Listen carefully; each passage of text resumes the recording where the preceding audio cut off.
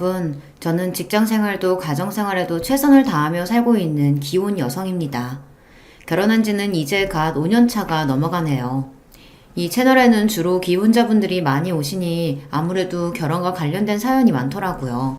제 주변에는 아직 싱글들이 많아서 그런지 결혼 생활 관련한 이야기에 대한 공감대를 살 수 있는 지인이 많은 편은 아니에요. 그러다 보니 이 채널에 더욱 정을 붙이며 비록 얼굴은 모르지만 그 누구보다 진솔한 사연을 들어주시는 여러분께는 친근한 마음을 품고 살고 있습니다. 오늘 제가 할 이야기도 제 결혼 생활 중에 겪었던 이야기예요. 다름 아닌 저희 시어머니와 관련된 이야기입니다. 당신들 이분이 누군 줄 알고 감히 이따위 짓을 해? 사람이 사람한테 이런 짓을 하면 안 되는 거야. 그 나이 먹고도 이런 걸 가르쳐야 알아먹겠니? 죄송합니다. 제가 일부러 괴롭히려고 그랬던 건 아니에요. 아니긴 뭐가 아니야. 사람 거를 이렇게 만들어 놓고 남의 가슴에 멍들게 하면 본인 가슴에 피 멍드는 법이야. 어디 당신들도 한번 저지른 짓에 대한 대가 턱턱히 치러봐. 모르면 몰랐지 저희 시어머니가 그동안 그렇게 괄시를 받고 마음고생을 했다는 걸 알면서도 절대 그냥 넘어갈 순 없었습니다. 이래봬도 제가 한다면 하는 사람이었거든요. 제가 마음속으로 가족이라고 받아들인 사람을 그리 괴롭게 했는데 그걸 그냥 넘기면 제가 사람이 아니죠. 도대체 저희 시어머니께 무슨 일이 있었던 건지 궁금하시죠? 지금부터 사건의 전말을 낱낱이 말씀해 드리도록 하겠습니다. 저는 학교 다닐 때 공부를 제법 잘하는 편이었어요. 제가 직업 선택을 한 영향도 아예 그것과 관련이 없지는 않을 거예요.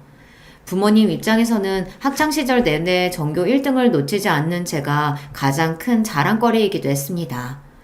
저희 집이 그렇게 넉넉한 편은 아니었지만 그럼에도 불구하고 하나뿐인 딸 자식이 공부에 소질도 있으니 부모님께서는 정말이지 최선을 다하셔서 제 뒷바라지를 해주셨어요.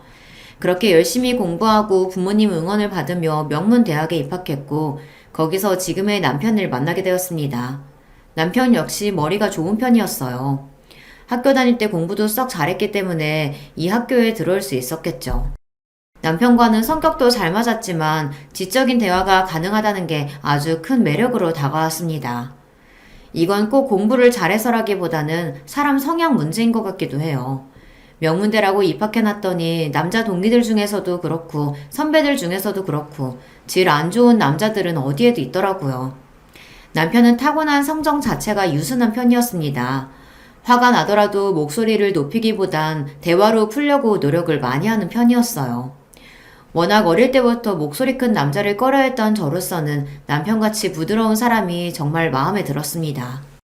그런 남편을 흠모하는 동기나 후배들이 꽤 많았지만 결국 남편을 꿰찬 건 저니까 제 나름대로는 남편을 쟁취했다고 할 수 있겠네요.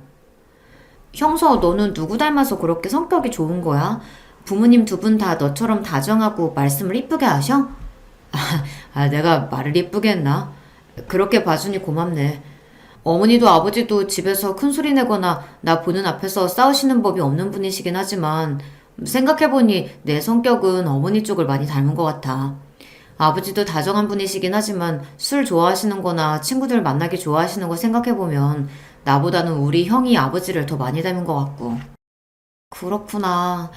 하긴 부모님이 그렇게 다정하고 말씀을 좋게 해주시니까 네가 그런 걸 잘 보고 배운 거겠지. 남편이 연애하면서 딱히 자기 부모님 자랑을 한 적이 없지만 사람이 옆에서 보고 듣는 게 있잖아요. 아직 만나뵙진 못한 분들이지만 남편의 부모님들 역시 좋으신 분이실 거라는 생각이 들었습니다. 특히 남편이 많이 닮았다는 시어머니 쪽이 말이죠. 제가 졸업 후 먼저 직장을 잡았고 군대에 다녀오느라 저보다 조금 사회생활이 늦어진 남편이 평소 뜻을 같이 하던 친구들과 스타트업을 시작하면서 저희 둘 모두 어엿한 사회인이 되었습니다. 저희 부모님은 항상 자랑스러워하던 딸이 사업하는 남자친구와 만난다는 사실을 알게 되자 조금은 걱정하셨어요. 네 직업이 이렇게 탄탄하고 안정적인데 이왕이면 너랑 비슷한 사람 만나는 게 더 좋지 않겠어? 그래, 엄마도 사업한다는 사람은 조금 불안하다. 예, 사업이야 잘 되면 직장 다니는 사람보다 훨씬 잘 벌 수 있다곤 하지만 그만큼 위험 부담도 크잖아.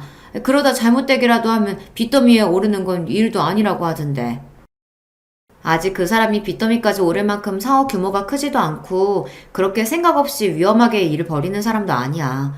자기 혼자서 막막하게 사업하는 것도 아니고 분야별로 능력 있는 사람들 모아서 같이 진행하는 거니까 너무 그렇게 걱정 안 하셔도 돼요. 사실 남편은 어느 정도 자리를 잡으면 곧장 저와 결혼을 하고 싶어 했어요. 저나 남편이나 가정 환경이 가정적인 편이다 보니 결혼에 대한 생각이 긍정적인 편이었거든요. 저도 다른 동기들보다는 빨리 자리를 잡은 편이었기 때문에 일찍부터 안정적인 생활을 하는 것도 괜찮을 거라는 생각이 들었어요. 그렇지만 그렇다고 해서 저희 친정 부모님을 너무 걱정시키면서까지 결혼을 무리하게 빨리 진행할 생각은 없었어요. 아무래도 남편이 사업을 한다는 부분이 영 마음에 걸리시는 모양이었습니다.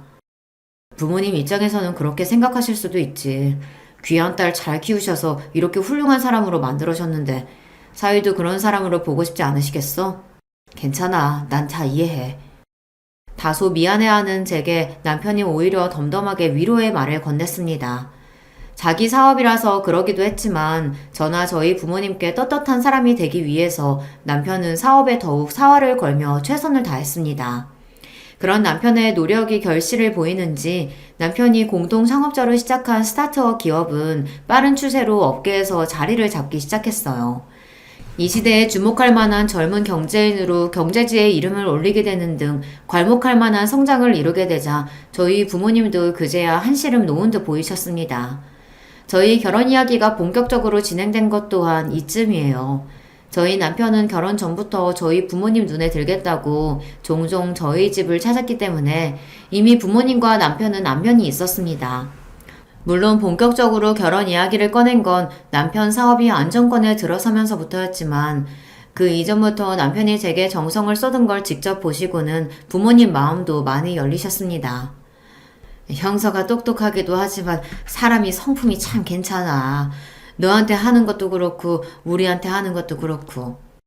사실 우리가 처음부터 마음 열어준 게 아니다 보니 형서 입장에서는 우리가 불편하거나 고깝게 생각될 수도 있는데 그런 티 전혀 내지 않고 처음부터 지금까지 저렇게 한결같이 예의 바르고 넓게 마음 쓰는 걸 보니 엄마는 이제 됐다 싶다.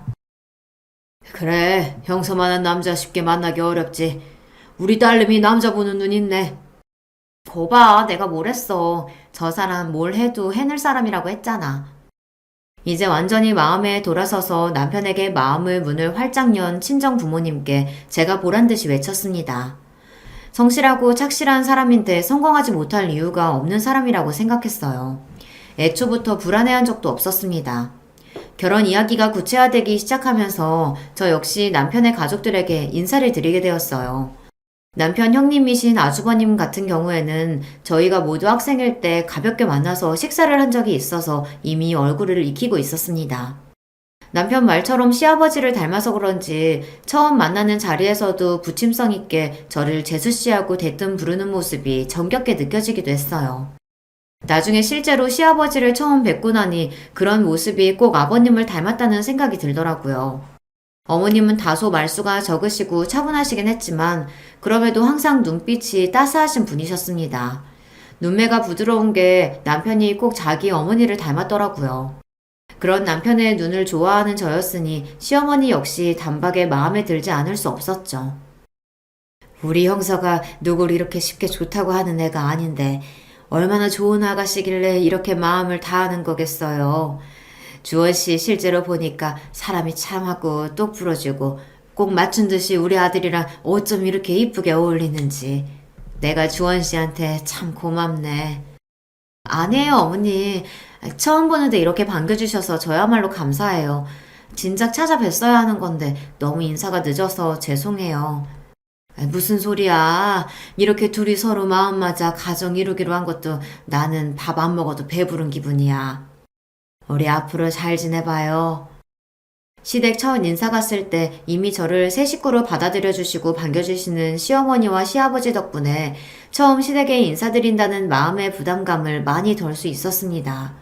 조금은 활달한 편인 저의 친정에 비해 시댁 분위기는 다소 차분한 편이긴 했지만 시아버지도 그렇고 시어머니도 그렇고 인상도 참 좋으시고 처음 보는 며느리도 정겹게 대해주시는 모습이 참 따뜻하게 느껴졌습니다.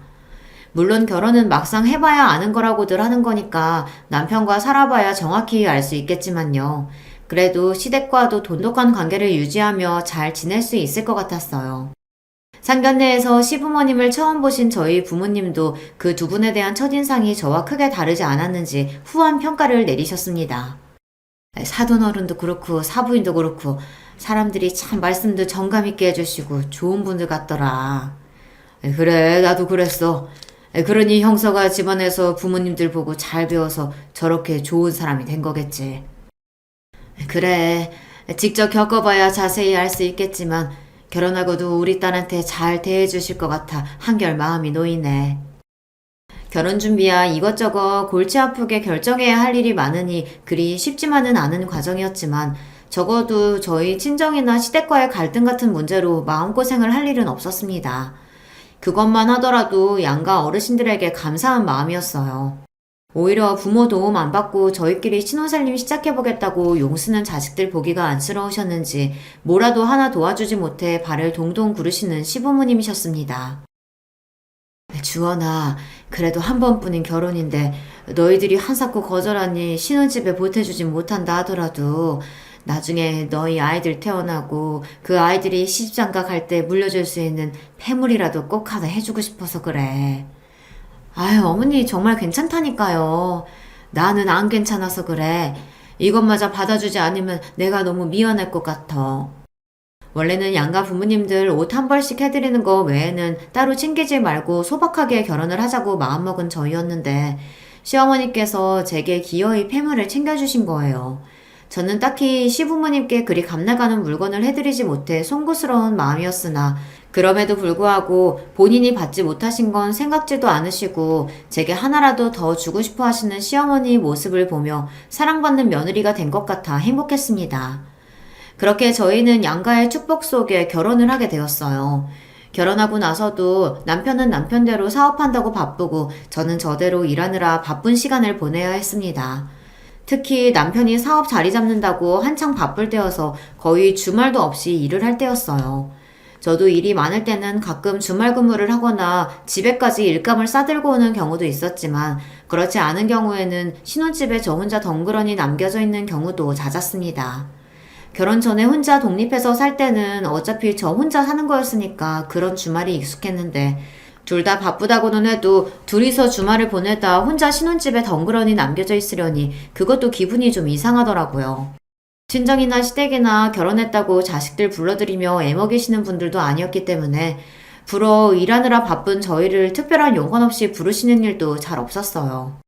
그러다 보니 결혼 전 몇 번, 그리고 결혼 후에 신혼여행 다녀와서 인사드린 것을 제외하고는 시댁에 가본 적이 손에 꼽힐 정도였습니다. 그래도 남편하고 결혼해서 이제 시부모님과도 가족이 되었는데 너무 발걸음을 안 하는 것도 마음이 좀 그렇더라고요. 거기다 평소에 시부모님이 좀 어려운 분들로 느껴졌다면 굳이 제가 먼저 찾아갈 생각은 안 들었을 텐데요. 시부모님께서도 워낙 제게 살갑게 대해주시기도 했고요. 이참에 시부모님께 점수 좀 따자는 얄팍한 계산도 들어있었습니다. 그렇게 남편이 바쁜 주말에는 시댁에 종종 방문하고는 했습니다. 너 하는 일도 만만치 않게 바쁜 일이라고 들었는데 형서가 워낙 자리 잡느라고 용 쓰고 있어서 주말에 얼굴 보기도 힘들지? 네, 아무래도 좀 그렇네요. 형서씨도 물 들어올 때 노져야 한다고 신이 나서 저렇게 일하는데 말리기도 좀 그렇고요. 그저 몸 상하지 않기만을 바랄 뿐이죠 뭐. 그래도 명색이 신혼인데 제 신부를 주말마다 이렇게 혼자 놔둬서 어쩌누 이 예쁜 아내를. 그래서 어머님 댁에 놀러 왔잖아요. 그 사람 대신 저하고 많이 놀아주세요. 아이고 말만 들어도 고맙네. 우리 같은 늙은이들 찾아준다는데 우리야 고맙지. 시댁에 놀러가서도 항상 저를 손님 대접해주시는 시어머니셨습니다. 저 시댁에 가서 설거지 한번 끝까지 제대로 맞춰본 적이 없어요. 평일에 일하느라 바쁜 사람이 뭐하러 여기까지 와서 고생을 하고 있어. 일이 내버려둬. 아니 그래도 저도 같이 먹은 건데 이 정도는 저도 할 줄 알아요 어머니. 할 줄 몰라 그러는 게 아니야. 실수했을 때 쉬라고 그러는 거지. 너희 집에서도 설거지는 지겹게 할 텐데 뭐 한다고 여기까지 와서 일을 해. 그런 거 할 필요 없다. 난 그런 거 안 바래. 그게 정말 말씀뿐이 아니셨던 게 제가 어떻게든 거들어드린다고 옆에서 알짱거리고 있으면 주방에서 쫓겨나기 일쑤였습니다. 확실히 제가 며느리라서 더 조심하시는 것도 있는 것 같았어요. 남편이랑 함께 왔을 때 남편은 자연스럽게 주방 출입을 하면서 부모님 일도 거들곤 했거든요. 남편도 대학 입학과 동시에 자취를 시작하면서 살림이 수준급이었습니다. 저희 시어머니께서 아들 살림하는 것에 전혀 거부감이 없으셨다는 뜻이에요. 그럼에도 불구하고 본인 주방에 아들은 들여도 며느리는 들이지 않는 것은 명백히 시어머니께서 제게 더 조심을 하신 거였단 뜻이겠죠. 저한테 설거지 잘 시키지 않으셔서가 아니라 사람이 그런 작은 부분에서도 많은 게 보이는 법이잖아요. 며느리라고 해서 내 자식보다 귀하지 않은 사람으로 여기는 것이 아니라 남의 집 귀한 자식이니 더더욱 조심하고 행여나 감정 상할 일이 없도록 먼저 마음을 많이 써주시는 게 감사했습니다. 사실 이게 그렇게 쉬운 일은 아니거든요. 사람이 자기 자식이 제일 귀하다고 생각하기가 쉽지 자식의 배우자한테까지 그러기는 어려우니까요. 이제는 결혼하고 나서 어느 정도 시간이 쌓여서 처음보다는 저를 편하게 생각해 주시는 시어머니시지만 그럼에도 제게 함부로 뭔가를 시키거나 하시는 일은 여전히 없으신 시어머니십니다. 참 한결같은 분이시죠. 그러니 제가 시부모님께 마음이 더 가지 않을 수 없지 않겠어요. 시댁에 발걸음하는 것 또한 처음보다 자연스러운 일이 되었습니다.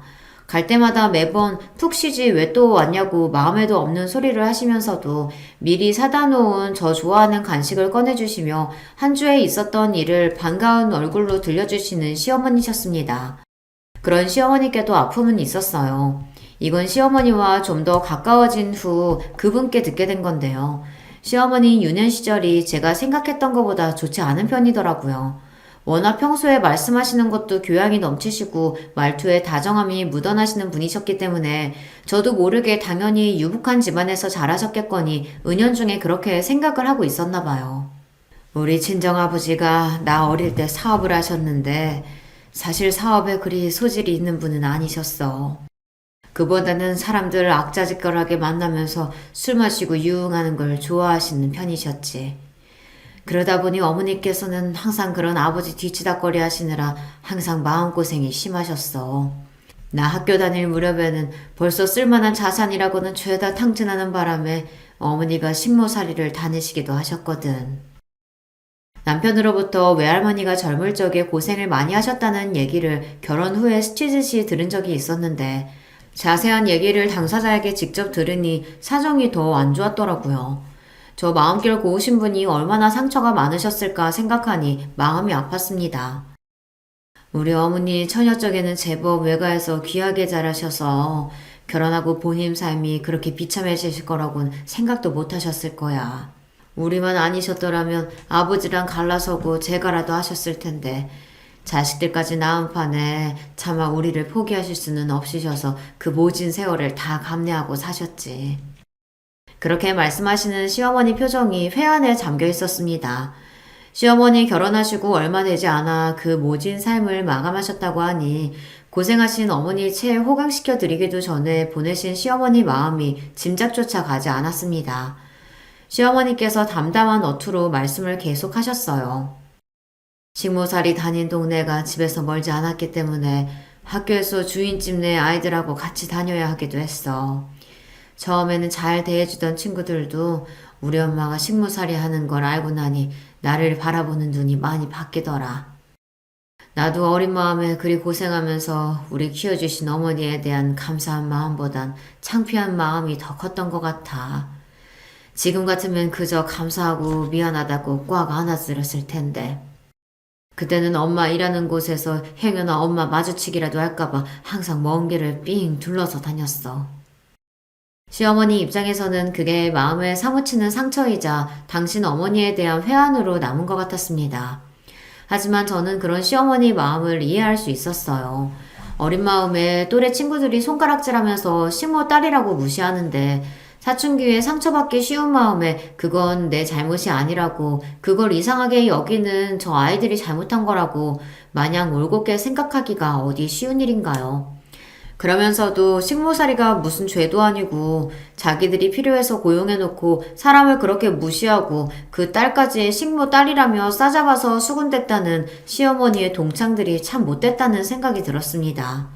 자기들은 그저 운 좋아서 있는 집 자식으로 태어났을 뿐이면서 그게 어떻게 하구를 괴롭힐 수 있는 이유가 되나요? 저희 때도 집 좀 산다고 가정 형편 어려운 애들 콕 집어서 괴롭히는 못된 것들이 제법 있었는데요. 시어머니 때도 예외는 아니었나 봅니다. 예나 지금이나 못된 인간들은 항상 있나 보네요. 정말 고생 많으셨겠어요, 어머니. 그때는 나도 걔들도 다 어렸으니까. 그래도 어릴 적 상처라는 게 생각보다 참 오래 가더라고. 지금도 그 당시에 나한테 잘해줬던 몇 안 되는 친구들 말곤 연락하는 애들이 거의 없어. 괜히 위축되는 기분이라 동창회에도 한 번도 나간 적 없고. 잘못한 사람들은 따로 있는데 왜 어머님이 위축돼요? 아무리 철모를 때라곤 하더라도 지은 제가 있는데 어머님 괴롭혔다는 그 동창들이 부끄러워해야죠. 제 입으로 말을 하면서도 세상 돌아가는 이치가 그리 바른 대로만 돌아가지 않다는 건 잘 알고 있었습니다. 일하면서 그렇게 삐뚤어진 가치관을 가지고 제 잘난 줄 알고 살아가는 인간들이야 정말 질리도록 봐왔으니까요. 그래도 그게 시어머니 이야기라고 생각하니 분한 마음이 가시지를 않았습니다. 혜연아, 그 인간들 다시 만날 일 있으면 절대로 혼자 가지 마시고 저랑 같이 가세요. 아셨죠? 네? 마음결이 비단결 같은 우리 어머니 혼자서 그 못된 인간들 마주하기라도 하다가 괜히 마음 다칠 일 생길까 불어 걱정이 되었습니다. 제가 재차 당부를 거듭함에도 불구하고 시어머니께서는 그저 미소만 지으실 뿐 대답을 하지 않으셨어요. 그리고 얼마 지나지 않아 시어머니 생신이 가까워져 오고 있었습니다. 생신이 있는 주말에는 온 시댁 식구들이 모두 모여 시어머니 생신 축하를 드렸습니다. 어머니 생신 정말 축하드려요. 그래, 고맙다. 다들 바쁜데 와줘서 너무 고마워.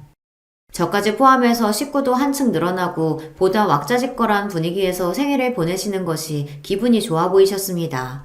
저 역시 그런 시어머니 생신을 함께하는 게 즐거웠고요. 이런저런 근황 이야기를 하다가 시어머니 친구분 이야기가 나왔습니다. 내 생일이라고 간만에 친구들이 한번 보자고 하네. 전에 말씀하셨던 그 친구분들 말씀이세요? 못된 동창들이 식모 딸이라면서 시어머니를 대놓고 괄시하는 와중 시어머니를 무시하지 않고 곁을 지켜주었다는 소수의 친구들이 떠올랐습니다. 그 애들 맞아. 다들 시집가서 아들, 딸 낳고 사느라 몇 년 얼굴 볼 새도 없이 그냥 지나갔는데 이제는 자식들 다 장성했으니 엄마들도 여유가 좀 생겼잖아. 오랜만에 연락 닿은 김에 마침 내 생일이 이 근처기도 하고 그래서 오랜만에 같이 얼굴 보고 시간 보내기로 했어. 그렇게 말씀하시는 어머님 얼굴이 설레어 보였습니다. 그동안 어머님이랑 자주 만나면서도 친구분들 만나시는 걸 본 적이 없었거든요. 물론 연락이야 자주 하셨다곤 하지만 저희 친정어머니 같은 경우에는 매 주말마다 친구들 만나서 야외 활동 하신다고 바쁘신 분이어서 저도 모르게 비교가 좀 되더라고요. 물론 어머님이랑 둘이 보내는 시간도 즐거웠지만 이왕이면 시어머니도 이제 또래 친구분들과 즐겁게 시간 가지시는 여유를 누리셨으면 했습니다. 그리고 본인과 비슷한 나이의 다른 분들을 만나면 어릴 때 또래들로부터 위축받았던 상처가 조금은 달래지지 않을까 하는 마음도 있었어요. 비록 어머니는 이제 다 지난 일이라고 아이 키우고 사느라 바빠서 그런 건 잊어버린 지 오래라 그리 말씀하셨지만 사실 감정의 밑바닥에 그때의 상처가 아직도 남아있다는 걸 저는 알 수 있었습니다. 그래서 어디서 보기로 하셨어요? 시어머니께서 말씀하신 약속 장소는 제 직장에서도 별로 떨어지지 않은 곳이었어요. 지나가듯 말씀하시는 약속 장소와 약속 시간을 저는 몰래 귀담아 들었습니다. 이후 그 어머니께서 오랜만에 친구들과 만나시는 날 약속 시간에 맞춰 어머니께 전화를 드렸어요. 그래, 주원아, 벌써 일 끝났어? 네, 어머니. 오늘 마침 일이 일찍 끝나서 어머니 뵙고 같이 식사나 하고 들어가면 어떨까 해서요. 미리 약속이 있다는 걸 뻔히 알면서도 그렇게 여쭤봤습니다. 시어머니께서 다소 당황한 말투로 대답하셨어요. 어쩌지? 나 지금 친구들이랑 만나서 같이 있는데. 어머님, 그러면 제가 친구분들께 식사 함께 대접하는 건 어떨까요? 주원이, 네가? 시어머니께서 다소 놀라신 말투로 대답하셨습니다.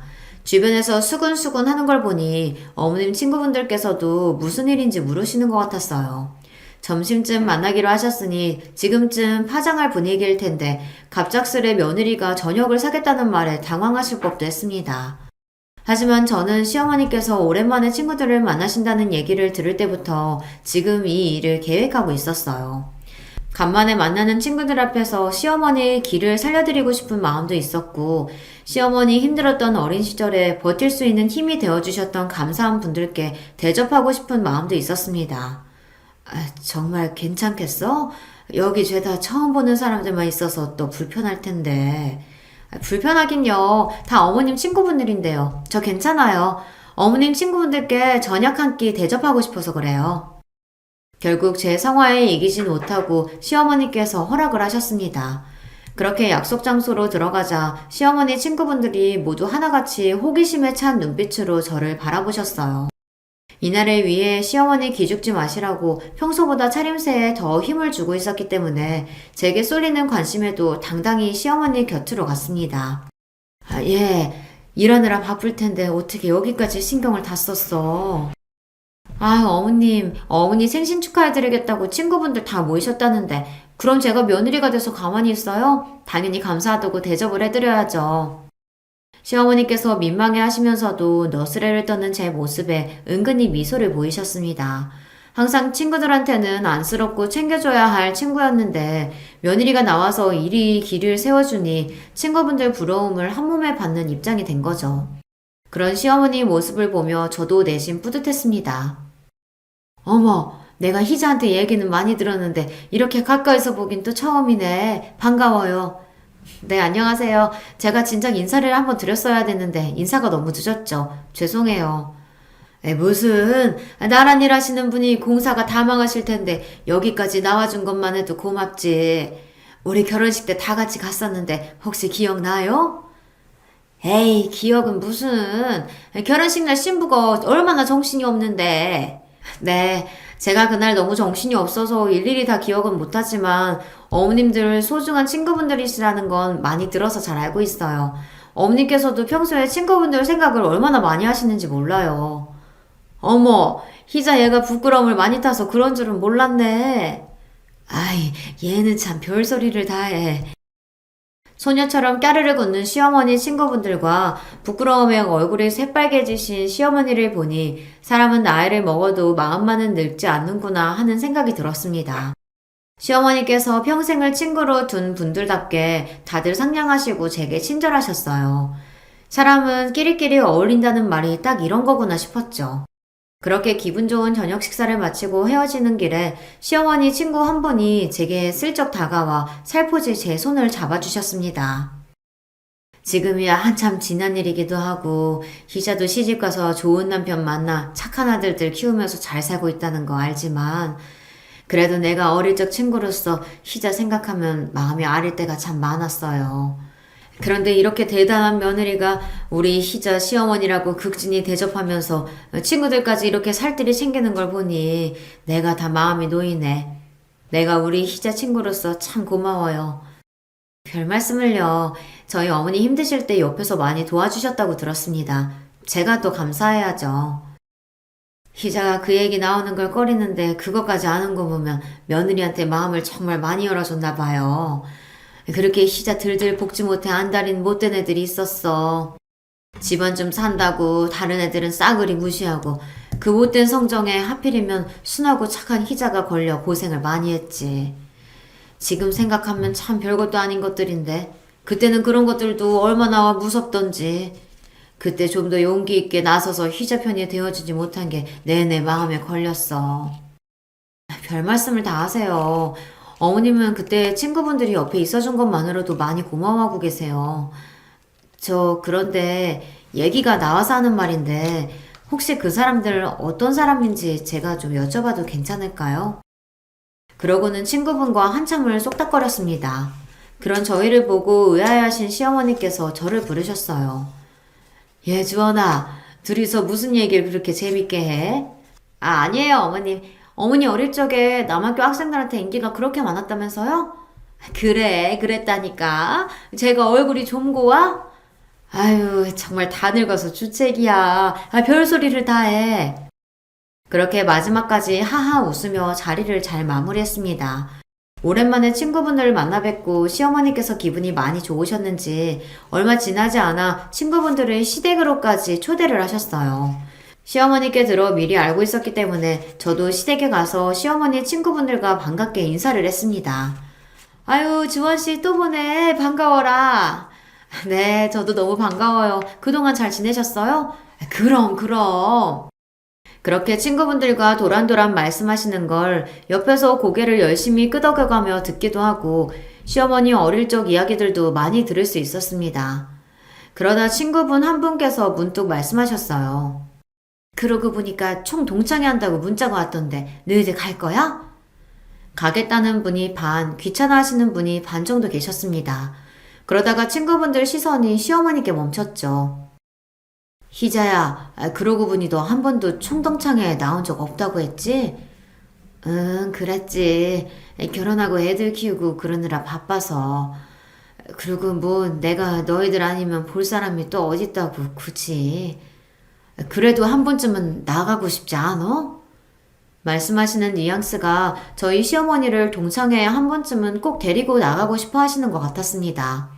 하기는 친구분들이야 저희 어머니 사정 다 알고 계시고 내색은 하지 않으시려고 하시지만 어릴 적에 당신을 괄시하고 상처 줬던 사람들을 다시 보고 싶지 않은 마음에 불어 그런 자리를 더 피하신다는 걸 알고 계셨겠죠. 저 역시 고작 그런 인간들 때문에 시어머니가 먼저 그런 자리를 피해야 하는 게 마음에 들지 않았어요. 그래서 저 역시 넌지시 시어머니께 권해보았습니다. 어머님, 그러지 말고 한번 가보세요. 막상 가보면 오랜만에 만나는 얼굴들 반가울 수도 있잖아요. 에이, 학교 다닐 때도 별로 안 친했는데 지금 와서 그러겠어? 그건 모르는 거죠. 학창시절에 별로 친하지 않았다고 하더라도 사회 나와서 친해지는 경우도 많잖아요. 막상 만나보면 또 괜찮은 분들이 많으실 수도 있고요. 그러려나? 어머, 얘 좀 봐.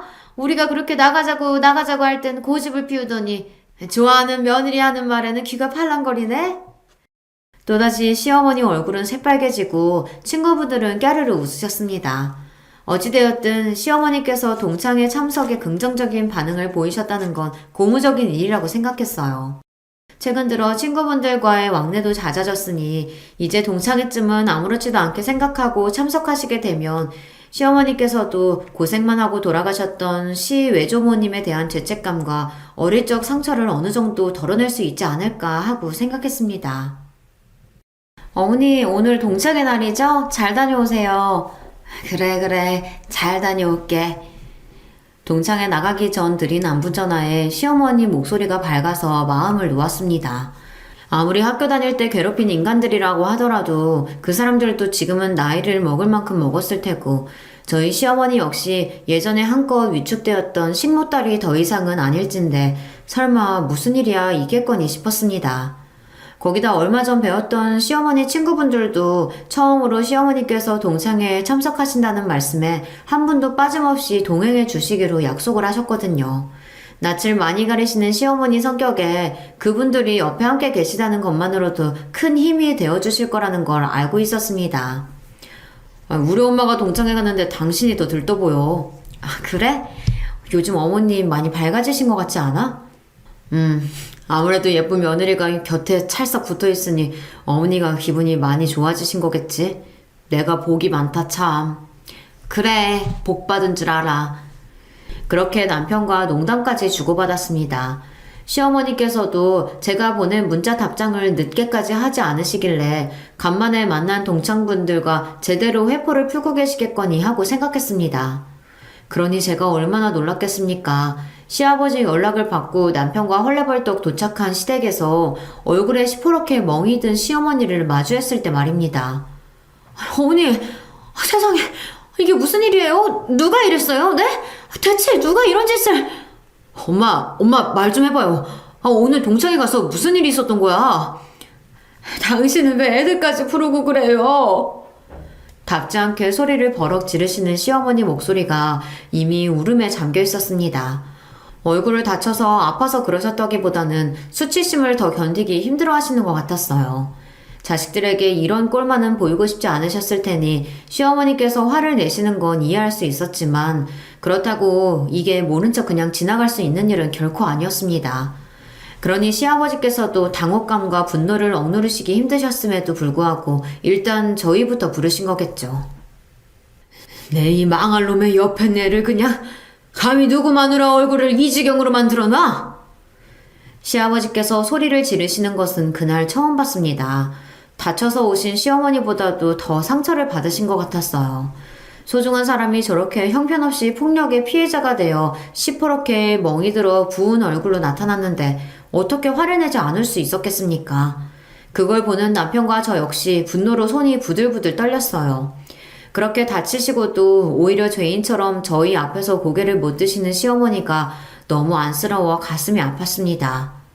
어머니, 고개 드세요. 어머니가 잘못한 게 하나도 없는데 왜 그렇게 고개를 숙이고 계세요? 내가 정말 너희들 볼 낯이 없다. 내가 이렇게 모자라서 이 나이에 이런 수모를 당하고 내가 정말 너희 볼 낯이 없어. 무슨 그런 소리래요, 엄마. 집안 분위기가 이보다 참담할 수가 없었습니다. 비록 시어머니께서 단 한마디도 입에 올리시진 않았으나 사건의 정황을 유추하는 것은 어렵지 않았어요. 아니나 다를까 함께 시어머니와 동창회에 참석했던 시어머니 친구분께서 제게 따로 연락을 주셨습니다. 주연씨, 많이 놀랐지? 희자는 지금 어쩌고 있어? 아유, 걔 얼굴이 그렇게 부어서 어떡해. 어쩜 좋아. 저희 시어머니, 그 사람들이 그런 거죠. 맞죠? 그렇죠. 친구분께서 전해주신 사건의 전말은 이러했습니다. 동창회에 오랜만에 참석한 시어머니를 보고 꽤 많은 분들이 반갑게 맞이해 주셨다고 해요. 시어머니 역시 예상보다 살갑게 다가오는 동창들의 태도에 긴장이 많이 풀리셨다고 합니다. 그렇게 모여서 근황을 주고받다 보니 당연히 그 나이대의 어르신들답게 남편 이야기나 자식들 이야기가 줄을 이루게 됐죠. 시어머니와 친구분들 앉으신 테이블 근처에 어린 시절 시어머니를 그렇게 못되게 괴롭혔다는 인간들도 앉아 있었다고 합니다. 하지만 아예 없는 사람 취급하며 다른 동창과만 이야기를 주고받으셨기 때문에 그때까지는 서로 부딪히는 일이 없으셨다고 했습니다. 그러다 시어머니 친구분들 중 한 분이 시어머니 길을 살려주시겠다고 이렇게 큰 소리로 말씀을 하신 거예요. 우리도 우리지만 희자 얘가 자식 농사를 얼마나 잘 지었는지 아들 둘 다 얼마나 잘 나가는지 몰라. 큰아들은 외국에서 스카우트 받아서 일하고 있고 작은 아들은 명문대 나와서 뭐 스타트업인가 뭔가 차려서 지금 아주 잘 나가는 기업인이래. 어머 정말? 희자도 좋겠다.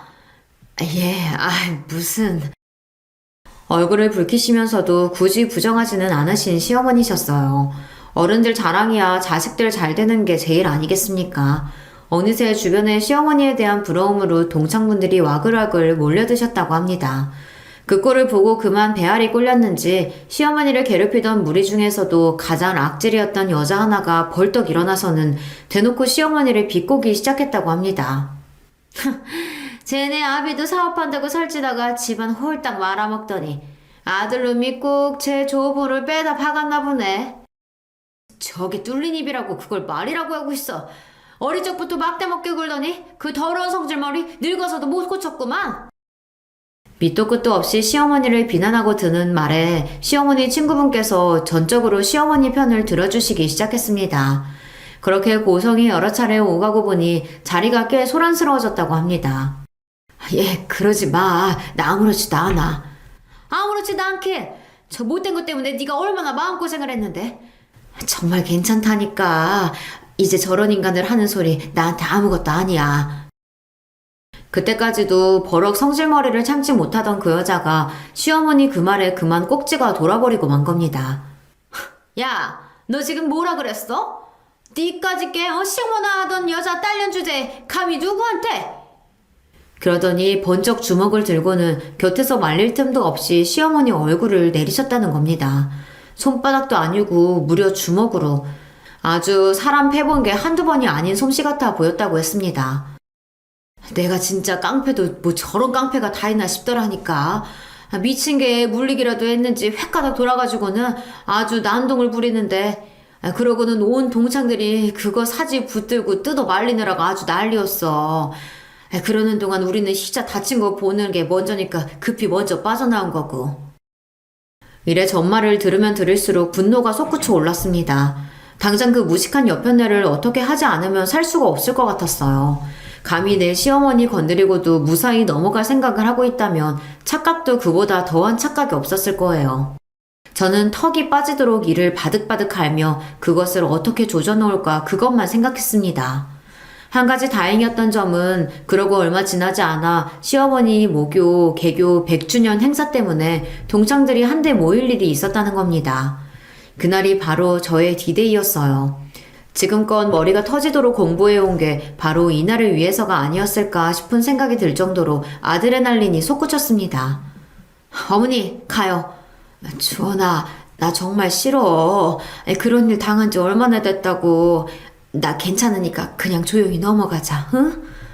어머니, 그런 인간들은 어머니같이 고생한 사람들이 똑같이 더러워질까봐 상대 안 해주면 지들이 잘나서 이긴 줄 알아요. 그 고약한 인간들한테도 세상이 얼마나 무서운 줄을 가르쳐줘야죠. 그렇게 내켜하시지 않는 시어머니를 억지로 모시고 그날의 동창회장으로 향했습니다.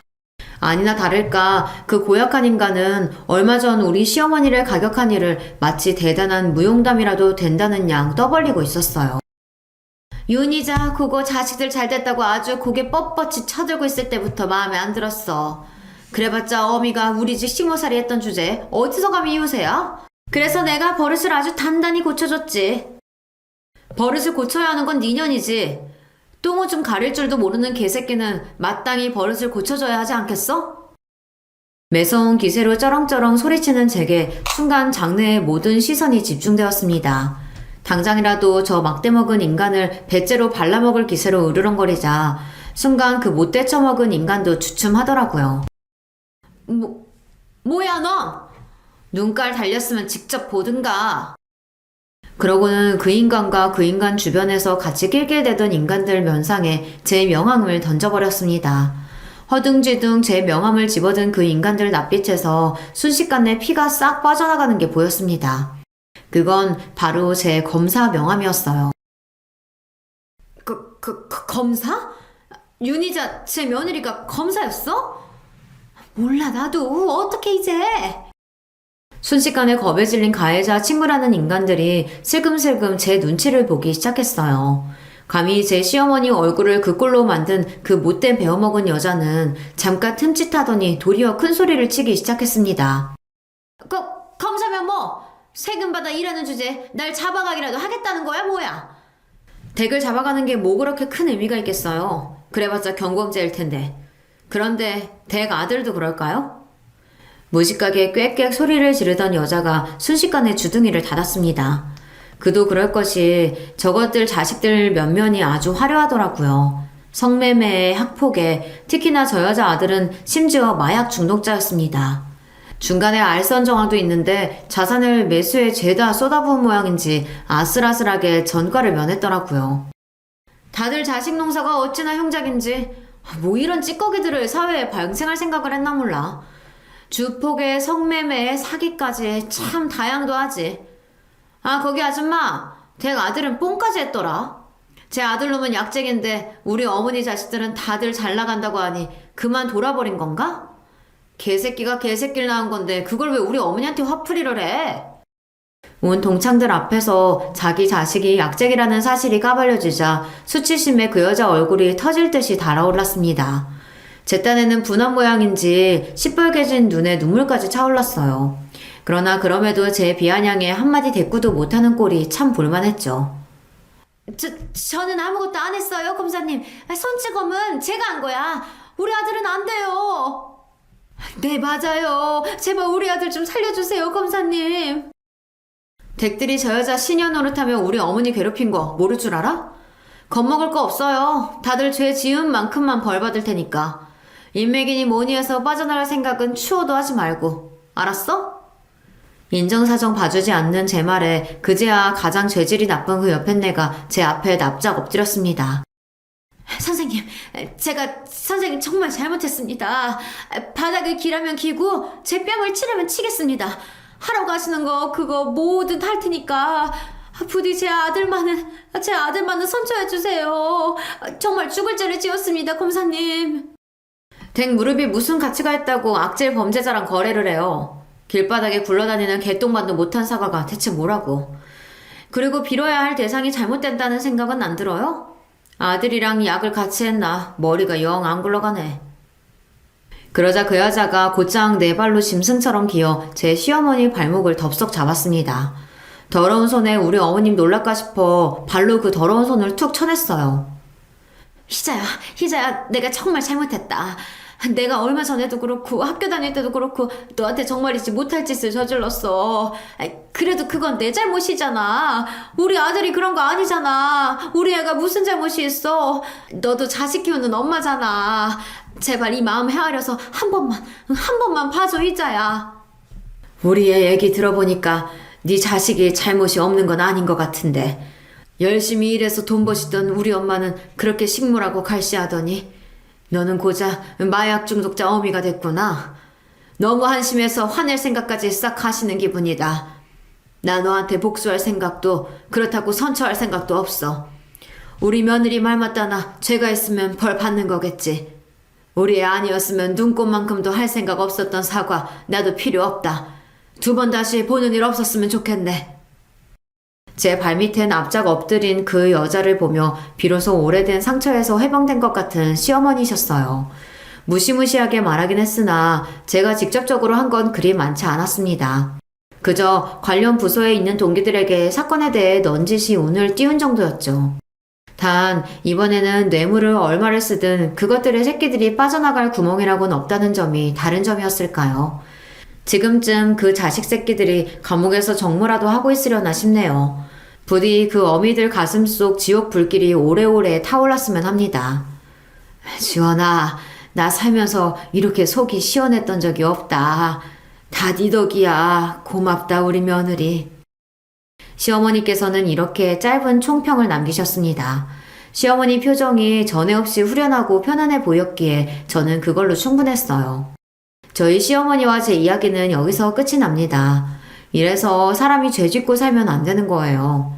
오늘도 바쁘게 사건을 처리하며 이 단순한 진리를 마음속에 새기며 살고 있습니다. 저희 고부 이야기 마지막까지 함께 해주신 여러분 모두 감사드립니다.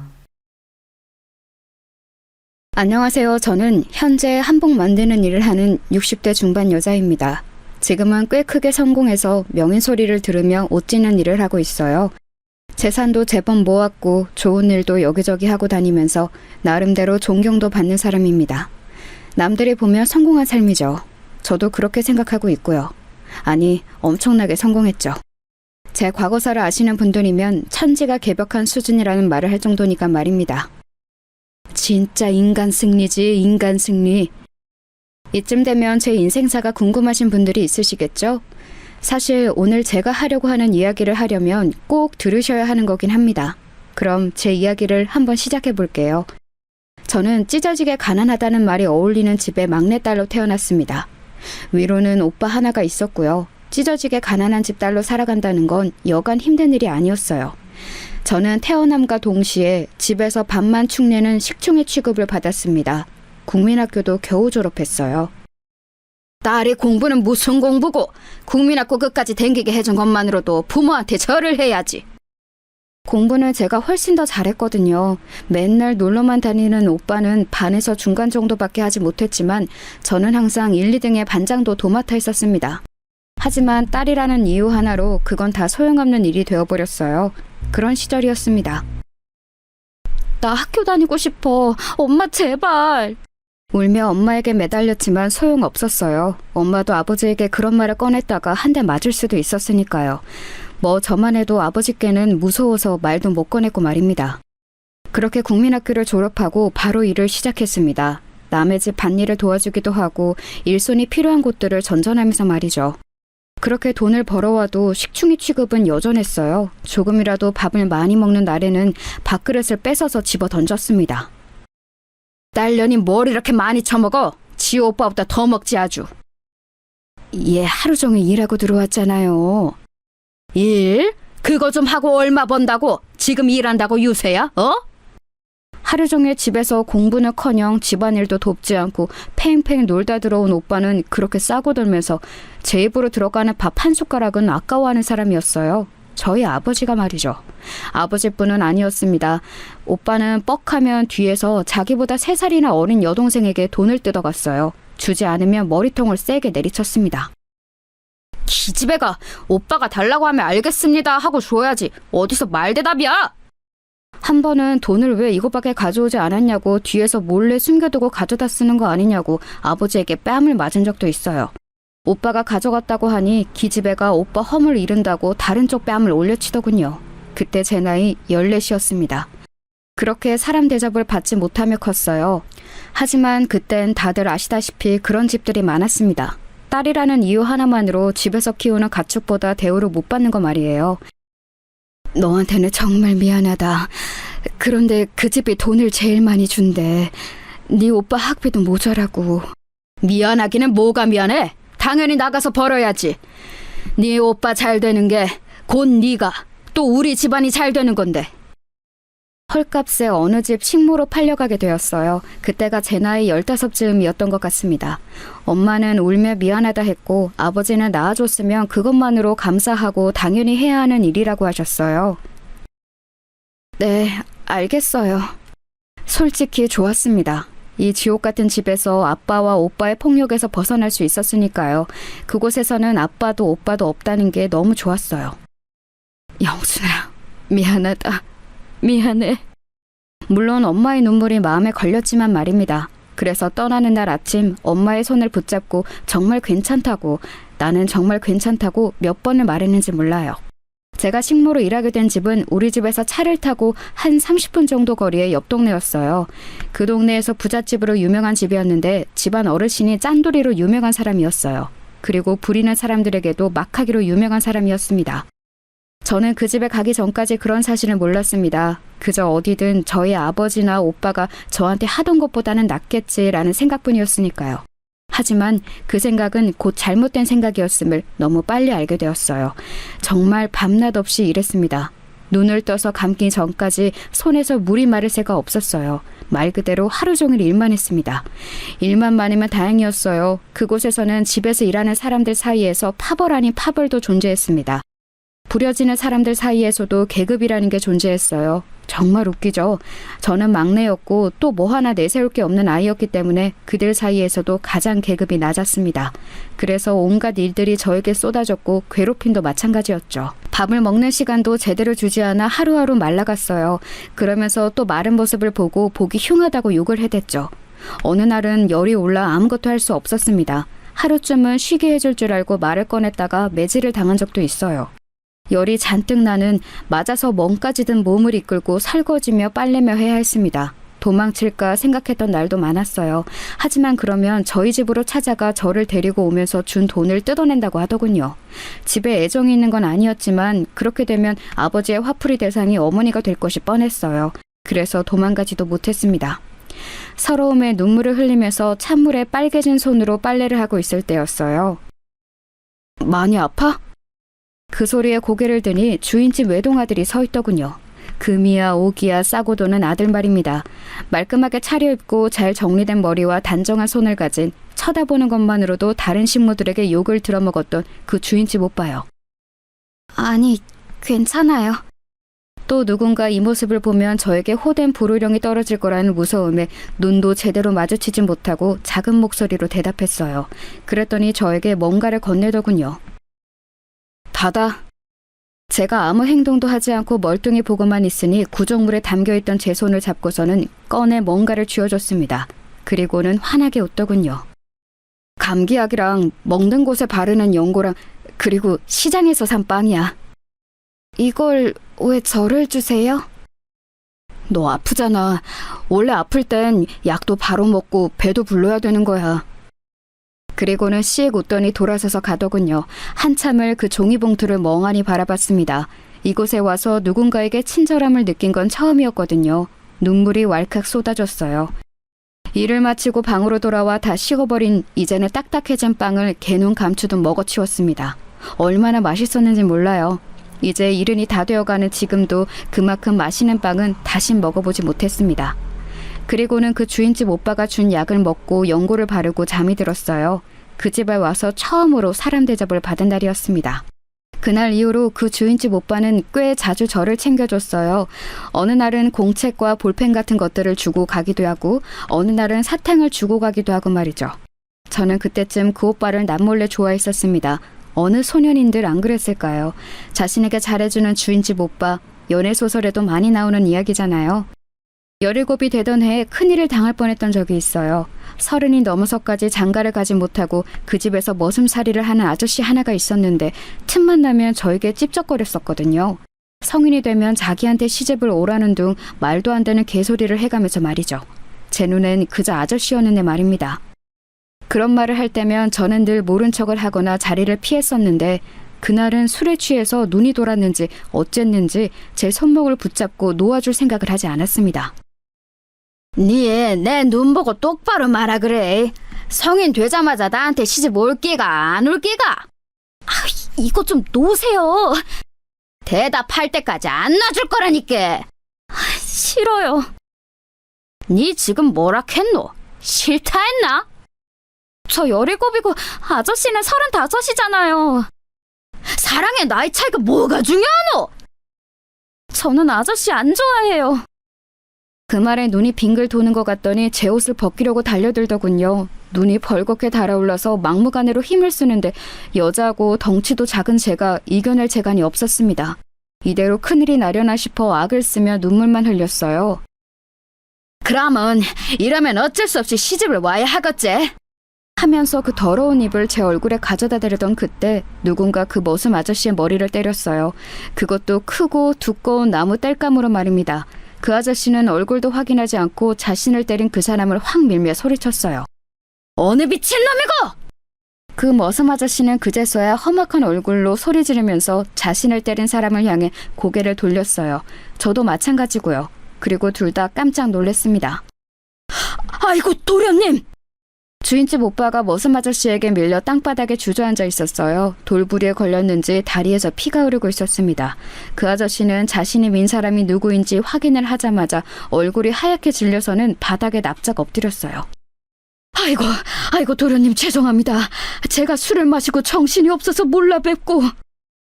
저는 옷을 추스리며 멍한 얼굴로 그 자리에 앉아 있었고 그 머슴 아저씨는 벌벌 떨며 바닥에 머리를 쳐박고 있었어요. 이내 그 시끄러운 소리에 사람들이 하나둘 몰려들었습니다. 그리고 모두의 예상대로 그 머슴 아저씨는 심한 매질을 당한 뒤 주인집에서 쫓겨났어요. 귀한 도련님을 건드렸는데 당연한 결과였습니다. 거기서 끝났으면 좋았으련만 저도 그 집에서 곧 쫓겨났어요. 도련님이랑 제가 그렇고 그런 사이라는 소문이 돌기 시작했거든요. 겁탈 당할 뻔한 저를 구해줬다는 이유로 말입니다. 다행히 매질을 당하지도 않았고 저희 집에 돈을 달라 요구하지도 않은 채 그냥 조용히 나가라는 통보를 받았어요. 아마 괜한 소문을 더 만들고 싶지 않았겠죠. 다시는 이 주변에 을씬도 하지 말거라. 주인님이 그 조건으로 이것도 주시는 거니께. 하고 받은 봉투에는 돈도 들어 있었습니다. 짠돌이로 유명한 어르신이 돈까지 쥐어주며 식물을 내쫓은 거 보면 아마 제 존재가 많이 신경이 쓰이셨던 거겠죠. 저는 아무 말 하지 않고 그 돈을 받아들였어요. 그 오빠를 좋아하긴 했지만 어떻게 보면 다행한 일이었습니다. 저는 정말 그 집에서 사람 취급을 받지 못하며 살았거든요. 그 돈으로 작은 방도 없고 이제 그 어느 곳에서도 구박받지 않고 사람답게 살 수 있는 기회였으니 말입니다. 제가 짐을 싸서 집을 나오던 날 몰래 나온 듯 주변 눈치를 보면 늘 단정히 빗어넘긴 그 머리가 흐트러진 채로 주인집 오빠가 제게 다가와 가만히 제 손을 잡았습니다. 그런 신체 접촉은 처음 있는 일이어서 움찔 놀랐었던 기억이 나네요. 어디서 뭐라고 살던 지금보단 행복해라. 알았지? 멍하니 그 모습을 보다가 고개를 끄덕였어요. 그랬더니 눈에 눈물이 고이더니 주머니에서 뭔가를 꺼내주더군요. 머리핀이었습니다. 만날 인연은 언젠가 다 만난다 했다. 니랑 내랑도 만날 인연이면 언젠가 꼭 다시 만날 끼다. 이제 고생하지 말고 잘 살아야 한다. 그 오빠의 말에 눈물을 흘리며 크게 고개를 끄덕였습니다. 그게 그 오빠와 저의 마지막이었어요. 저에게는 첫사랑이자 은인이었습니다. 그 오빠가 아니었으면 아마 지금쯤 그 무식하고 더러운 머슴 아저씨의 부인으로 맞아가며 살지도 모를 일이었으니까요. 그렇게 그 집을 나와 저는 새로운 인생을 시작했어요. 식모살이 할 때부터 바느질을 잘하기로 소문이 나서 집에서 뭔가 옷을 짓거나 이불을 만들 일이 있으면 다 제가 도맡아서 했었거든요. 그걸 눈여겨보던 다른 식모의 소개로 작은 한복집에 취직도 했습니다. 그곳에서의 생활은 그전에 비하면 천국이나 다름없었어요. 주인집 어르신께 받은 돈으로 작은 단칸방을 얻었고 한복집에서 매달 나오는 월급은 꼬박꼬박 저금을 했습니다. 아무도 일을 하지 않는다고 괴롭히지 않았고 잠을 잘 시간도 밥을 먹을 시간도 충분했어요. 네가 옷을 잘 짓는다고 옆 동네까지 다 소문이 났다. 우리 가게 복덩이야 복덩이. 옷을 잘 짓는다고 옆 동네까지 소문이 난 덕분에 작은 한복집이었던 제가 일하던 그곳은 날마다 손님이 미어 터졌습니다. 그래서 제 월급도 나날이 올랐고 말이죠. 물론 평화롭고 즐거운 일들만 있었던 건 아니었습니다. 엄마에게만 소식을 전했었는데 어디서 들었는지 듣고 와서는 아버지와 오빠가 주기적으로 돈을 달라 괴롭혀댔으니까 말입니다. 아버지는 술값으로 쓰는 것 같았고 오빠도 뭐 친구들이랑 놀고 먹는 데 쓰는 것 같았어요. 오빠는 대학을 가지 못했습니다. 그렇게 대학을 보내야 한다고 난리를 쳤었지만 결국은 가지 못했어요. 매일 공부도 하지 않고 놀고 먹기만 했는데 대학은 뭐 말도 안 되는 일이긴 했었죠. 오빠는 작은 공장에 취직을 했다고 하더군요. 이제 너네 오빠든 아빠든 네 안 찾아올 기다. 어느 날 엄마가 그렇게 비장하게 말씀하셨습니다. 나중에 듣고 보니 한 번만 더 저를 찾아가면 저 데리고 어디 도망가서 숨어 살 거라고 했다더군요. 술을 하도 많이 마셔서 병이 난 아버지와 엄마가 없으면 아버지가 자신의 몫이 되는 오빠의 어떻게 보면 이기적인 마음에 아마도 저를 찾아오지 않게 막은 거겠죠. 그렇게 20이 넘었습니다. 모아둔 돈으로 일하던 한복점에서 독립해서 작은 한복집을 차렸어요. 가게 주인분에게 피해가 가지 않게 다른 동네로 옮겨 차렸습니다. 그리고 곧 제가 차린 한복집은 그 지역에서 가장 크고 유명한 한복집이 되었어요. 소문이 소문에 꼬리를 물어 가게가 점점 커졌습니다. 이제는 혼자서 운영을 할 수 없어 엄마를 모셔왔고 그마저도 일손이 딸려 여기저기서 일 잘한다는 사람들을 싹 다 끌어모았어요. 20대 중반까지는 정말 바쁘게 살았습니다. 다른 이야기를 듣거나 뭔가를 생각할 겨를도 없이 말이죠. 그러다 우연히 듣게 됐어요. 제가 식모로 일했던 그 집이 망했다고 말이죠. 주인집 어르신이 어디 사기를 당했다고 그래서 엄청난 빚을 지게 됐다고 말입니다.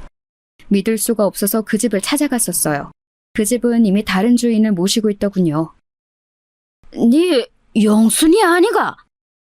그 말에 돌아보니 전에 같이 일하던 식모가 있더군요. 주인이 바뀐 집에서 계속 식모살이를 하는 중인 것 같았습니다. 아이고 영순이 니 진짜 신수가 훤해졌네. 네 한복집이 엄청 잘 된다는 이야기는 내 소문으로 들은 적이 있다. 다들 엄청 부러워했었는데 아휴 근데 여긴 어쩐 일이고? 그냥 지나가다 생각이 나서 들려봤어요. 아유 니는 아직 그 소문은 못 들었는갑제? 그때 어르신이 집안 다 말아먹고 지금은 완전 뿔뿔이 흩어져서 어디서 뭐하고 사는지도 모른다. 그 대단하던 양반이 뭐 하나 못 가져가고 야밤중에 홀랑 도망을 갔다 아니가. 그렇게 아끼는 지 손자도 버리고 말이지. 그 말에 정신이 번쩍 들더군요. 그럼 그 오빠는 지금 어디 있는데요? 도련님?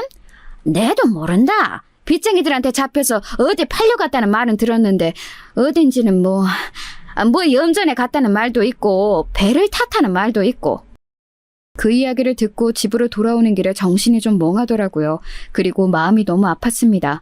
그 시절 저를 구해줬던 그 맑은 얼굴이 잊혀지지 않았어요. 그래서 백방으로 찾아보려 했지만 소식 하나 들을 길이 없더군요.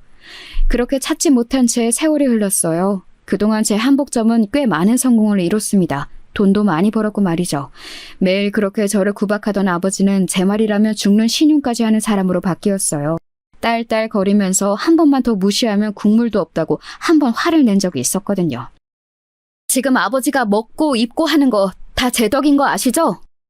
아이고야, 그걸로 지금 네 유세 떠는 기가? 낳아줬으면 당연히 이 정도는 해야지.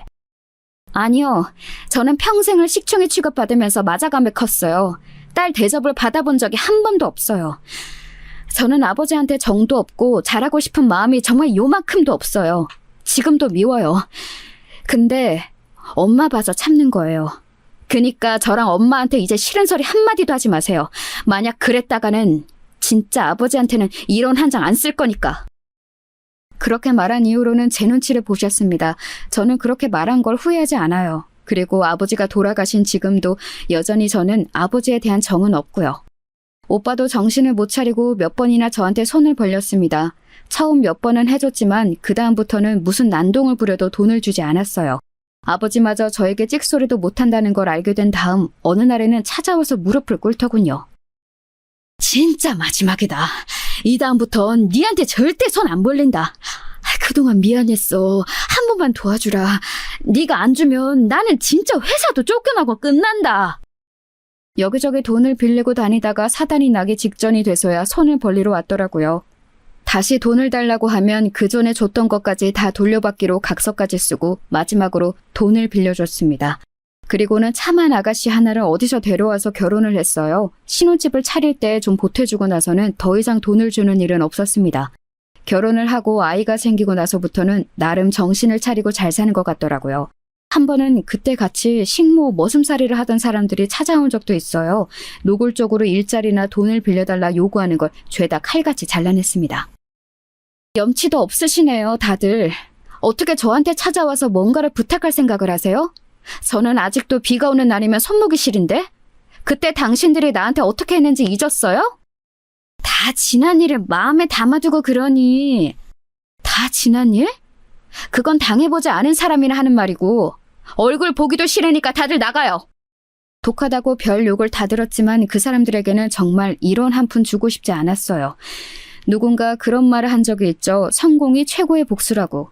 저는 정말 최고의 복수를 했어요. 저를 괴롭히던 모든 사람에게 말이죠. 그렇게 몇십 년의 세월이 흘렀습니다.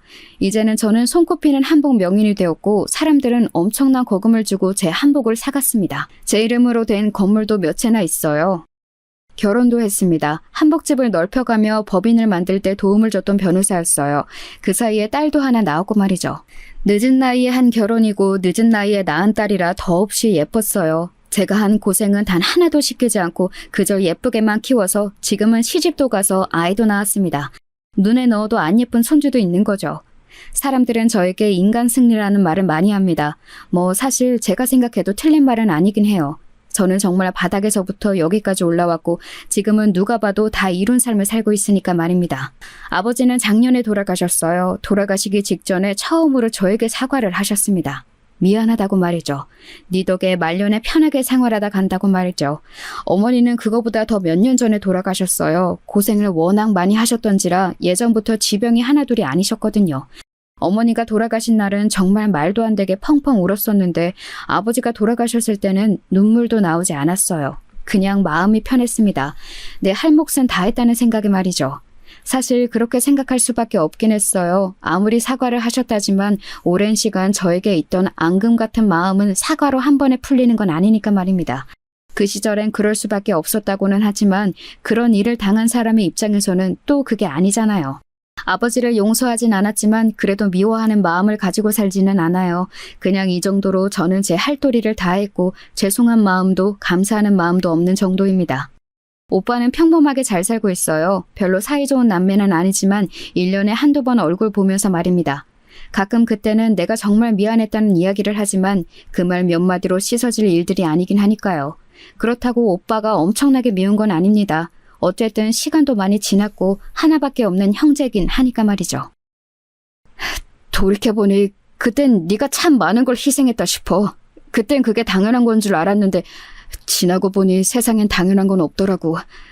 너도 나랑 같은 사람이고 어머니 아버지 자식인데 말이야. 오빠의 그 사과에는 진심이 느껴지긴 했어요. 나이 들고 철들어 사는 모습을 봐오면서 그 사과가 아마 더 진전성 있게 느껴진 것도 있겠죠. 지금은 얼굴 가끔 보고 밥도 먹으면서 사이가 엄청 좋진 않지만 그렇다고 나쁘게 지내지도 않아요. 아버지가 돌아가시고 저도 이제 일을 그만둬야겠다고 생각했어요. 손목이 시린 것도 점점 심해졌고 이제는 눈도 많이 침침해져 바느질도 제대로 안 됐거든요. 수제자들에게 물려주고 한 발 멀리서 이젠 편하게 살자는 남편의 말에 그래야겠다 생각하고 있었습니다. 일을 하나둘 줄여나갔고 그러다 보니 시간에 여유가 생기기 시작했어요. 워낙 어렸을 때부터 바쁘게만 살아온 사람이라 그게 몸에 인이 박혀서 그런지 아무것도 하지 않고 쉬는 게 저에겐 참 힘들더라고요. 그래서 좀이 쑤시던 때 딸아이가 말했습니다. 그럼 엄마 봉사활동 같은 걸 좀 해봐. 그렇게 제 봉사활동이 시작됐어요. 많이 벌기도 했고 집에서 가만히 있는 것도 좀 있으시고 무엇보다 어렸을 때 저처럼 고생하는 사람들 도와주고 싶은 마음도 있었고요. 딸아이와 둘이서 봉사활동을 다니기 시작했습니다. 미혼모나 가출 청소년들 식사를 챙겨주는 일부터 시작했어요. 그렇게 얼마간 봉사활동을 하다 보니 생긴 지인들이 여기저기 도움이 필요한 곳들을 알려주더라고요. 그곳에 한 곳이 눈에 띄었습니다. 여기 나 예전에 살던 곳인데. 아, 여기가 댁이셨어요? 집은 아니고 식모살이를 했던 동네가 그 동네였어요. 아, 선생님 인터뷰 읽었던 적 있어요. 고생 많으셨다고. 뭐 지금 생각해보면 그때 그런 일을 겪어서 지금 이렇게 된 걸 수도 있죠. 그리고 물끄러미 리스트를 봤습니다. 전에 제가 식모살이를 했던 그 집이 있던 동네에 노숙자들을 위한 무료 급식소 운영이더군요. 문득 그 오빠가 생각이 났어요. 그때 팔려갔다던 저를 매번 도와줬던 그 주인집 오빠 말입니다. 여기 제가 할게요. 무슨 생각이었는지 아니면 어떤 운명 같은 끌림이었는지는 몰라도 저는 그곳에서 무료 급식소를 운영하겠다고 집었어요. 왜? 그 동네 가서 나 성공했네 하고 싶어서 그래? 딸이 웃으면서 농담처럼 말하더군요. 그냥 안 가본 지도 오래됐고 거기서 그렇게 나쁜 기억만 있는 건 아니야. 혹시 엄마 그 첫사랑 할아버지 만나고 싶어서 그런 거 아니야? 네가 그 이야기를 어떻게 알아? 아빠가 맨날 궁시렁거리잖아. 엄마 첫사랑 이야기 골백 번도 더 들었다면서. 네 아빠가 그래? 몇 번 이야기했던 걸 기억하고 딸아이에게 궁시렁거렸나 보더라고요. 사실 그 오빠를 잊지 못해서 그렇다기보단 그냥 그때 나를 그렇게 도와주고 구해줬던 사람의 생사도 모르는 게 마음에 늘 걸렸던 게 있었습니다. 그때 그 오빠가 저를 도와주지 않았으면 저는 다른 삶을 살고 있었을지 모르니까 어떻게 보면 은인이나 다름없잖아요. 아니 그냥 은인이죠 뭐.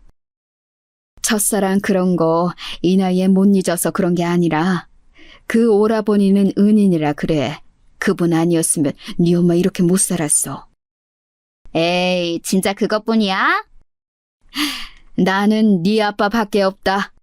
그렇게 웃으며 농담을 했습니다. 그리고 제가 식모살이를 했던 그 동네에서 노숙자들을 대상으로 무료 급식을 시작했습니다. 비용이나 이런 건 물론이고 저도 직접 나갔어요.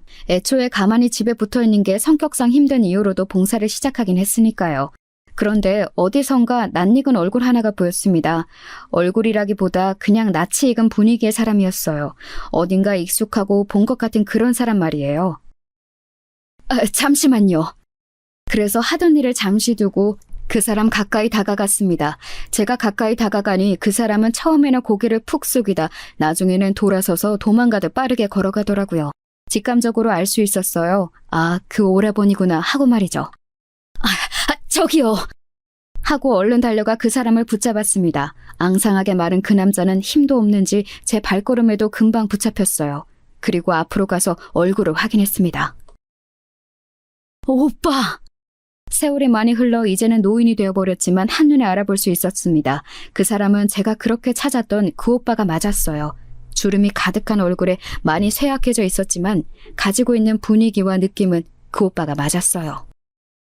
아이고, 사람 잘못 보셨어요. 아니에요. 정수 오빠 맞잖아요. 제가 오빠도 못 알아볼 것 같아요. 한참을 맞네 아니네 실랑이를 하다가 결국은 포기를 했는지 한숨을 쉬며 도망가는 걸 포기하더군요. 그 오라버니가 맞았어요. 어떻게 지냈는지 잘 지냈는지 참 궁금한 게 많았는데 지금 하고 있는 행색을 보니 그간의 고생을 알 수 있을 것만 같아서 묻지 않았습니다. 그리고는 일단 밥부터 먹여야 할 것 같았어요. 식사부터 하세요. 아니, 난 그만 가봐야 할 것 같아서. 안 하고 가시면 저 오늘 잠도 못 자요. 하고 가세요. 몇 번의 설득 끝에 겨우 자리에 앉히고 식사를 가져다 드렸어요. 허겁지겁 누가 쫓아오는 양 빨리 먹는 게 마음이 아파 그 옆에 물 한 잔을 가져다 놓았습니다. 행색이 초라한 노숙자였지만 제 눈에는 그 시절 나를 도와줬던 고마웠던 은인으로만 보였어요. 연락처 알려주세요. 알려줄 연락처 같은 게 있어야 말이지. 휴대폰 같은 게 있을 턱이 없었죠. 노숙자 무료 급식을 하고 있었고 오빠는 거기 와서 밥을 먹고 있었는데 말입니다. 그래서 자리에서 일어섰어요. 저랑 같이 가세요. 어딜? 제가 일단 지낼 곳부터 마련해 드릴게요. 아이고, 괜찮다. 나는 됐다. 오빠 아니었음 저는 지금 어떻게 살았을지 아무도 몰라요. 그때 그 늙은이한테서 울면서 시집을 가야 했을 수도 있고요. 은혜 갚는 거니까 가세요. 이래야 제 마음도 편해요. 마찬가지로 몇 번이나 거절을 하시더군요. 하지만 제가 강경하게 밀어붙였어요. 이번에는 설득하는데 시간이 꽤 걸렸습니다. 신세진다고 생각하지도 말고 부끄러워하지도 말라고 정말 몇 번이나 말했어요. 이미 세월이 이만큼이나 지났는데 그런 게 어딨냐고 말이죠. 그리고 저는 정말 갚아야 할 은혜를 갚는 거라고요. 제가 한참을 그렇게 말하고 있으니 딸아이가 무슨 일이 있나 와봤다가 그 오라버니라는 것을 알게 되고 함께 설득에 나섰습니다. 그제서야 알겠다고 고개를 끄덕이더군요. 지방에서 일을 하기 위해 올라온 직원들을 위한 숙소 하나를 오빠에게 내어주고 급한 대로 회사 휴대폰을 하나 드렸어요. 그리고 당부했습니다. 혹시나 그냥 다 두고 갈까 싶어서 말이죠. 당연히 받아야 할 것들 받으시는 거니까 절대 부담 갖지 마시고 도망가실 생각도 하지 마세요. 그러면서 진짜 또 평생 죄인처럼 살아야 하니까 아시겠죠? 고개를 끄덕이더군요. 그래서 안심하고 새로 입으로 몇 벌 챙겨드린 뒤 집으로 돌아왔습니다. 그리고 남편에게 말했어요. 너무 신기한 인연이라고요. 첫사랑이 나타났는데 이거 질투를 해야 하는 거요? 이 나이에? 당신도 젊다 젊어. 이미 모든 사연을 아는 남편은 오히려 너무 감사한 일이라고 하더군요.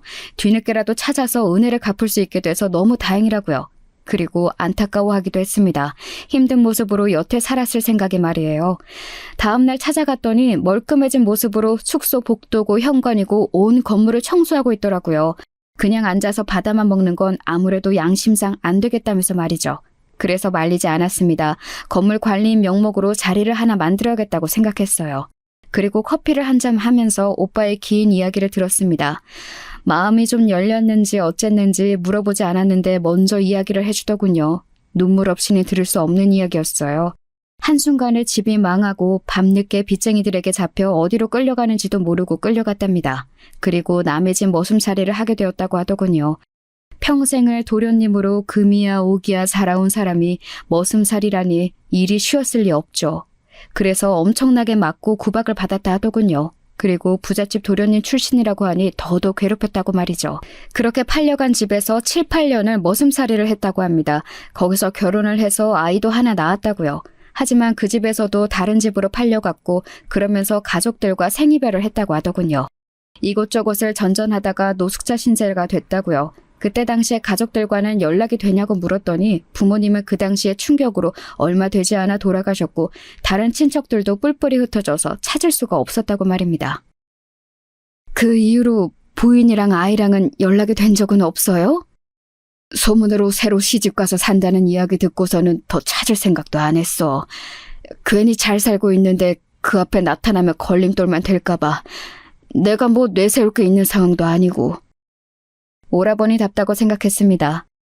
그래도 한번 찾아봐야 하지 않을까요? 이제 와서 아빠랍시고 이런 꼴로 나타나면 민폐만 되지. 괜찮아. 그 마음은 충분히 이해했지만 그래도 어디서 뭐라고 살고 있는지는 알아야 할 것 같다는 생각이 들어서 오라버니 몰래 제가 여기저기 수소문을 좀 해봤습니다. 그쪽에서도 아버지를 찾고 있더라고요. 오빠가 들은 것처럼 새로 시집을 갔다는 말은 그냥 뜬 소문이었고 부인 되시는 분이 남편을 아주 오랫동안 찾아오신 걸로 보였습니다. 그래서 제가 슬며시 그 소식을 전했어요. 가족분들이 오빠 찾으시는 것 같던데요? 제 말에 정말 많이 놀라더군요. 그리고는 눈물을 흘렸어요. 왜 아니겠어요. 근 50년 만에 연락이 닿을 수도 있는데다가 아직 본인을 찾고 있다니 말입니다. 그래도 안 만나는 게 좋겠구먼. 부인분 그 뒤로 결혼하신 것도 그냥 다 헛소문이었다니까요. 내가 뭐 번듯하게 뭐라도 있어야 나타나서 아버지네 남편이네 하는 거지. 길바닥 돌아다니다 우연히 너 만나서 이렇게 잘 곳도 일할 곳도 생긴 건데 나타나서 짐만 되지. 그 마음은 어떤 마음인지 저도 알겠었지만 그래도 가족분들이 찾고 있고 그 사실을 알게 되었는데 모른 척 할 수는 없었습니다. 그래서 제가 먼저 그 가족분들에게 연락했어요. 카페에 앉아서 기다리고 있는데 제 또래로 보이는 여성분 한 분과 제 딸의 또래로 보이는 여자가 들어오더군요. 직감적으로 그분들이구나 알아채고 자리에서 일어섰습니다. 그들도 저를 한 번에 알아본 건지 다가와서 인사를 하더라고요. 아주 예전에 이야기를 한번 들은 적이 있던 것 같아요. 연락을 받고 보니 어렴풋이 생각이 나더라고요. 전에 자기 집에서 일하던 사람이 지금 엄청 성공했다고, 예전에 친했었다고요. 은인이죠. 제 생명의 은인. 아버지는 안 나오신 거예요? 사실 저도 다시 뵙게 된 지 얼마 안 됐어요. 제가 하던 노숙자 점심 봉사활동에 식사를 하러 오셨다가 만난 거라. 제가 은혜 갚겠다고 반협박해서 잡아두지 않았으면 아마 또 도망가셨을 거예요. 저랑 제 딸아이가 설득을 많이 했습니다. 그러고도 남을 사람이죠. 아내분이 결혼하신 줄 알고 자기가 나타나면 방해가 될까봐 나타나지 않았다고 하더군요. 그리고 지금도 뭐 하나 가진 것도 없는데 가족들 앞에 지금 나타나봐야 짐만 된다고 절대 안 만나겠다 하시는 거. 그래도 알게 됐는데 모른 척 할 수 없어서 이렇게 연락드렸습니다. 부인분과 딸이 고개를 끄덕이며 제 말을 듣더군요. 그리고 그때 이야기를 좀 해줬습니다. 그때 헤어지고 난 뒤 한동안은 정신이 없어서 찾을 생각도 못했다고 하더군요. 본인도 식모살이가 힘들고 게다가 아이까지 혼자 키웠어야 했으니 말입니다. 그리고 시간이 좀 지나서는 어딨는지 모르는 것도 아니니 찾으러 오겠지 싶었대요. 근데도 소식도 연락도 없으니 먼저 찾으러 다녔는데 어디 누구든 도망을 갔다고 하고 어디 누구는 매질을 당하고 죽었다고도 했다고 하더라고요. 사는 게 너무 힘에 부쳐 어느 순간은 잊고 살 때도 있었다고 말입니다. 그렇게 살다 보니 어느새 이 나이가 되었네요. 죽을 때가 다 되어서 그런지 마지막으로 찾아봐야겠다 싶었어요. 안 그러면 제가 눈을 못 감을 것 같아서. 그러고 보니 아내분이 마르신 것도 같더라고요. 조심스레 물었습니다. 혹시 어디가 안 좋으세요? 그렇게 물었더니 오라버니의 따님분이 울컥한 얼굴로 한참을 눈물을 참더니 숨을 몰아쉬고는 말하더라고요. 저희 엄마가 이제 말기 암 판정을 받아서 진짜 얼마 안 남으셨거든요. 정말 청량했습니다. 이제 겨우 만나게 해줄 수 있다 싶었는데 말이죠. 암을 판정받고 길면 1년이라는 시한부 선고를 받으셨다고 하더라고요. 그 선고를 받을 때 가장 먼저 생각난 사람이 남편이었다고 너무 보고 싶더래요. 그래서 딸아이에게 부탁해서 찾기 시작했다고 하더라고요. 그 이야기를 듣는데 저도 모르게 눈물이 나왔습니다. 그리고 다짐했어요. 남은 여생 제가 반드시 은혜 갚는 심정으로 행복하게 해드리겠다고 말이죠. 그 길로 당장 오빠에게 달려가 말을 전했습니다. 오빠도 그 이야기를 듣고서는 더 이상 고민하시지 않더군요. 오히려 당장 만나야겠다 하시더라고요. 그렇게 그 가족의 만남이 성사되었습니다. 몇 시간을 부둥켜 안고 우는지 지켜보는 저도 정말 눈물이 많이 났어요. 내가 자네에게 너무 많이 미안하네. 이미 다 지난 일이고 잘못한 게 없는데 뭐가 미안해요. 이렇게 살아있어줘서 정말 고마워요. 자네야말로 나를 잊지 않고 이렇게 찾아줘서 너무 고맙네. 그렇게 가족 상봉을 마치고 현재 병원 치료는 어떻게 받고 있는지 물었습니다. 사정이 크게 여유가 있는 편이 아니라서 엄마가 원하지 않는다고 따님분이 우시더군요. 그래서 제가 말했어요. 제가 병원비 다 지원해 드릴 테니까 치료 받으세요. 하루라도 더 사시는 게 중요하죠. 이제 겨우 가족이 다 모인 건데요.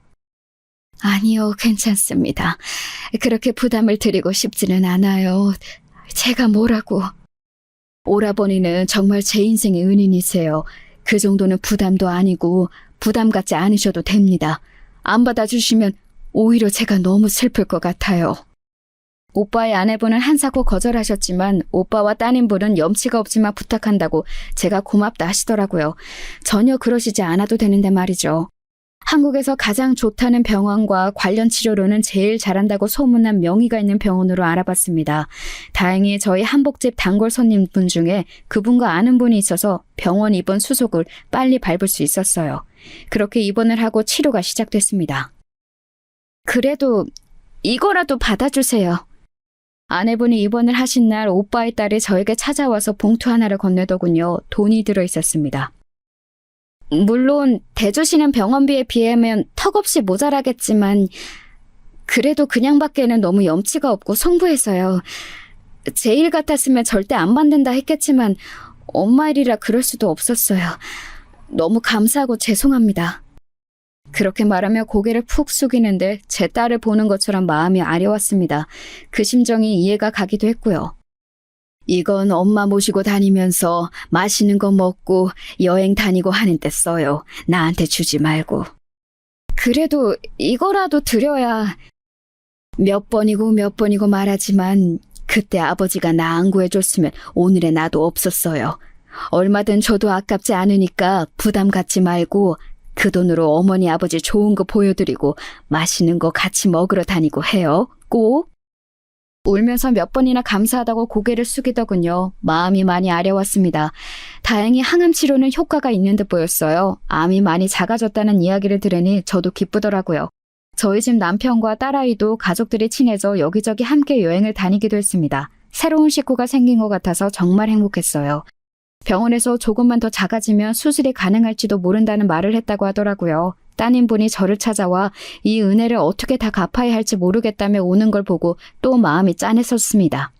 오빠는 직원들이 살던 숙소를 나가 아내분이 사는 집으로 들어갔어요. 그리고 정식으로 저희 건물 관리인으로 채용해 매달 월급을 드렸습니다.